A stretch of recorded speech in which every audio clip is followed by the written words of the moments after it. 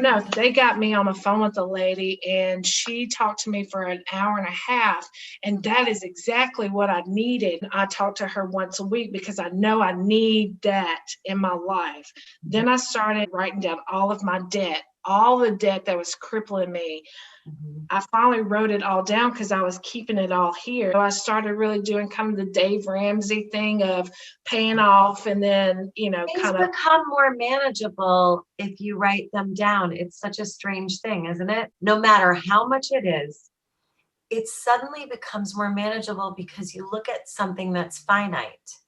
There right. will be an end to this at some point.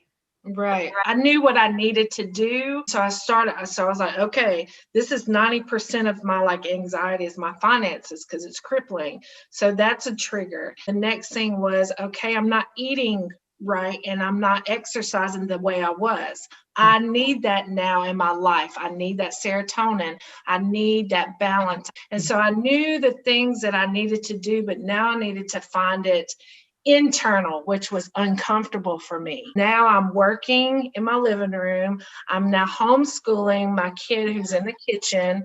I'm now cleaning, cooking. We're all in this space. There's no separation of work, family, and home and conflict of the pandemic. That was a struggle. And my kid looked at me and said, "Mom, you're not talking." I can joke about it now, but when Virginia doesn't eat and when she ain't talking, honey, something is wrong. And so I had to be like, okay, I need help. My sister was telling me you need to give yourself some grace.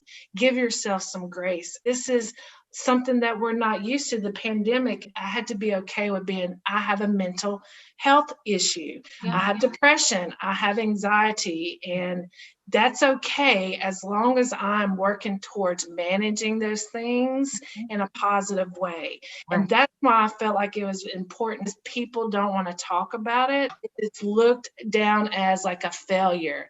And I think the thing is once you own it, and you are working towards, I know I need these elements to make me stronger.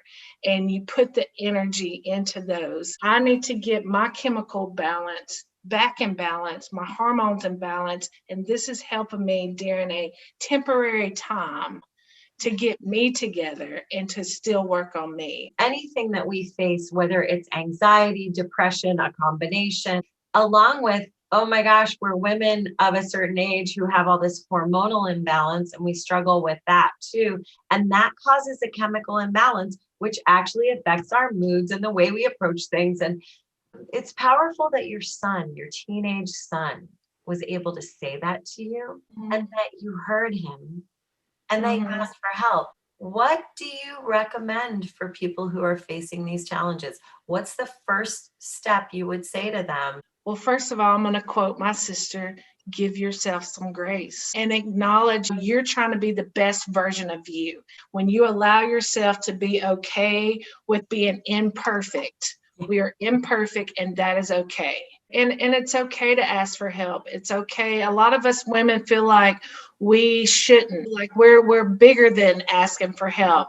And you know what? Even if there's not a pandemic, it's okay to ask for help.